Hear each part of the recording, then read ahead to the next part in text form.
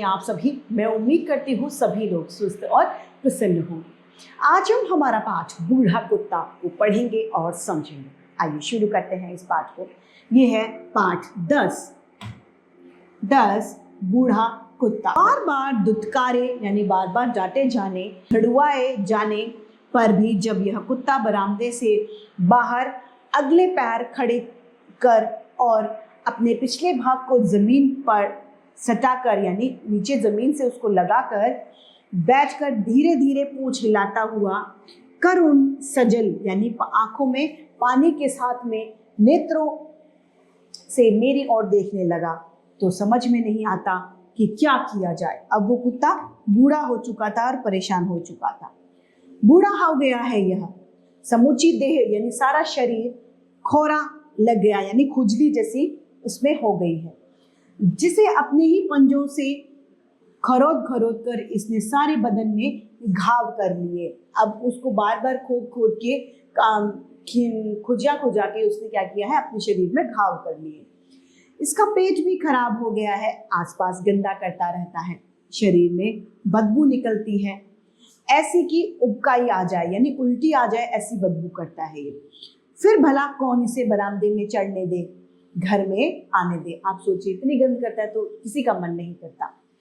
जो ही वह इस ओर बड़ा, हर मुंह से दुत्कार फटकार बरसने लगती है। जहां भी वो जाता है सभी उसे भगनाने लगते हैं, तो भी वह नहीं मानता। फिर भी इस पर झाड़ू से, झड़ी से, खड़ाऊ से, जूतों से मार भी पड़ने लगती है, उसे लोग मारने भी लगते हैं।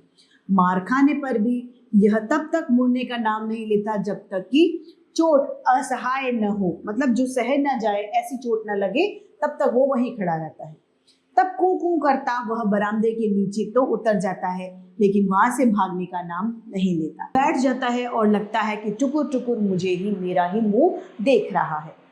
एक मित्र ने कहा, कुचला खिला दीजिए, मर जाएगा। एक बंदूकधारी मित्र बोले, 50 पैसे भी बर्बाद ना होंगे, गोली से उड़ा देता हूँ। सोचता हूँ इसकी इस बुरी गत यानी इसकी इस बुरी स्थिति से मौत अच्छी, लेकिन चाहकर भी कभी मुंह से हाँ नहीं निकाल पाता। मतलब मैं चाहकर भी उस कुत्ते को मारने की मंजूरी नहीं दे पाता। बहुत दिन से हमारे घर में है यह। इसका जन्म यहाँ हुआ, इसका जन्म कहाँ हुआ ये पता नहीं, इसका बचपन कहाँ बीता इसकी भी खबर नहीं। एक दिन गर्मी की दोपहरिया में मोटा ताजा पिल्ला मेरे घर में न जाने कब घुस आया और खाट के नीचे लेट गया। वह थका था, गर्मी से परेशान था। खाट के नीचे की ठंडी जमीन उसे सुखद लगी यानी उसे अच्छी अनुभूति दे रही थी। वह चुपचाप लेटा हुआ जोरों से हाँफ रहा था। मैं खाट की चेत से दोपहरिया की झलक ले रहा था। एक समान ताल से निकलने वाले हाँफने की आवाज ने मेरी आंख खुल गई। जब मैं सो रहा था तो हाँफने की आवाज आई तो क्या हुआ, मेरी आंख खुल गई, उसकी नींद खुल गई। उधर देखा, कुछ नहीं। खाट के नीचे देखा तो सबसे पहली नजर उसकी चमकीली आंखों पर पड़ी। उस दिन भी इसकी आंखों में ऐसी ही सजलता और करुणा यानी दया पाई। इसका शरीर धूली धूसरित था। इसके बदन पर दांत के कई दाग थे जिनसे ताजा खून टपक रहा था। अतु अतु कहकर बुलाया। इसकी करुण आंखें आनंद से चमक उठी, लेकिन बेचारे की हिम्मत नहीं हुई कि वो बाहर आए। मैं जाकर थोड़ा दही भात यानी दही चावल लेकर आया और खाट के नीचे ही रख दिया। उसे खाकर फिर वह लेट गया। मैं भी खाट पर सो गया। जब शाम को नींद खुली तो गांव की ओर निकला तो देखा वह मेरे पीछे पीछे ही चलने लगा है। अपनी अधिकार सीमा के अंदर एक अपरिचित को देखकर गांव के दूसरे कुत्ते भौंकने लगे, क्योंकि ये अब दूसरे मोहल्ले में गया तो वहां के कुत्ते इसको देखकर भौंकने लगते हैं। एक दो इसकी ओर टूटे भी। जब वे टूटते वह मेरे पाँव के बीच में आ जाता। मैं उन्हें धुतकार देता, मैं उन्हें भगा देता था। लेकिन धीरे धीरे इसने किस प्रकार उनसे दोस्ती की गांठ कर ली, यह उनमें से एक हो गया यानी अब वो सभी कुत्तों का जानकार बन गया। इसका वर्णन करके समय में क्यों बर्बाद करूं। अच्छा भोजन, घर भर का प्यार और सुरक्षा पाकर थोड़े ही दिन में यह अच्छा खासा कुत्ता बन गया। रोए चिकना गए, बदन के दाग मिट गए।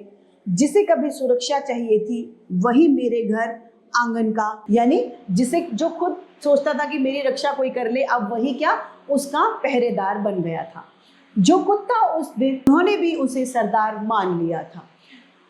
वह संकोचशील पिलपिला किशोर अब किसी मतलब चतुर और हिम्मत वाला अब कुत्ता था। गांव से दूर हटकर खेत में घर बनवा लिया। इतने पैसे कहाँ से आए?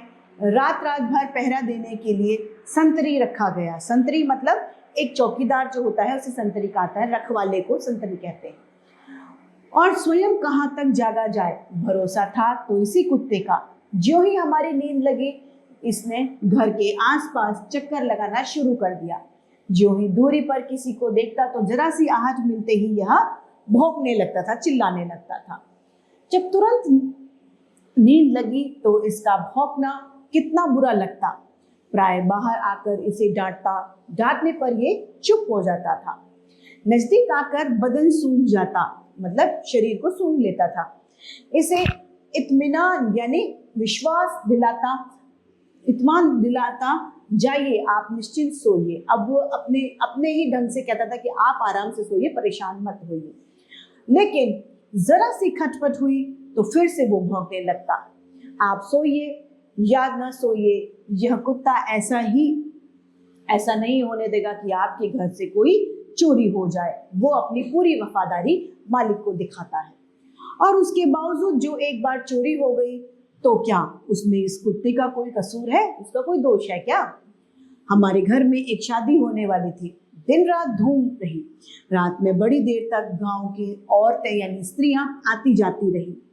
जब घर के लोग सोने गए तो ऐसे सोए कि जैसे घोड़े बेचकर सो गए हो, वो निश्चिंत होकर सो गए। यह कुत्ता घर के सामने आकर गला फाड़ फाड़ कर भौंकता रहा। अचानक रानी की नींद टूटी और अपने कमरे से बाहर गई तो कुत्ता घर के पीछे की ओर भौंकता हुआ दौड़ा। उन्हें कुछ संदेह यानी शक हुआ। वे लोगों को जगाने लगी, शोर करने लगी। तब रोशनी की गई, देखा गया कि घर में सेंध है यानी चोर है। कुछ चीजें चली गई हैं, लेकिन इस कुत्ते ने ही बचा लिया, नहीं तो उस दिन सर्वनाश यानी सब कुछ खत्म हो गया होता। दिन में देखा चोरों ने कई बार कुत्ते पर आक्रमण किया। एक छर्रा तो ऐसा बनाया कि कहीं यह कतरिया न गया होता तो उस दिन इसका वारा न्यारा हो गया होता, यानी वो उस दिन मर गया होता। यह कुत्ता थोड़े ही दिनों में जान गया था, यद्यपि घर का मालिक मैं हूं, किंतु यहाँ तो राज्य जहांगीर का नहीं, नूर जहां कहा है, मतलब उसकी मालकिन का है। अतः रानी के प्रति सदा ही इसकी प्रति प्रीति और भक्ति रही, यानी मालकिन के लिए ज्यादा प्यार दिखाता था। जब रानी पालकी पर अपने मैके गई, यह उनकी पालकी के साथ साथ उनके मैके तक गया, यानी अपने पीहर गई जब वो, तो कुत्ता पीहर तक उन्हें छोड़ने गया। और जब तक वो वहां रही सदा उसके पलंग के नीचे सोता रहा। मौके से उन्हें मैं कार पर ले आया। हमने चाहा इसे कार में बैठा ले, लेकिन जो ही कार खुली यह घबरा कर नीचे कूद गया। अब क्या करें? उसे छोड़ना ना चाहते थे। हार कर कार पर हम चले आए, यह ताकीद करके कि सामान के साथ जो बैलगाड़ी आ रही है उसके साथ ही उसे भेज दिया जाए। दूसरे दिन घर पर हम इसकी प्रतीक्षा यानी इंतजार में थे। झट से सामने आ खड़ा हुआ। अरे यह क्या, सारा शरीर धूल धूसिल है।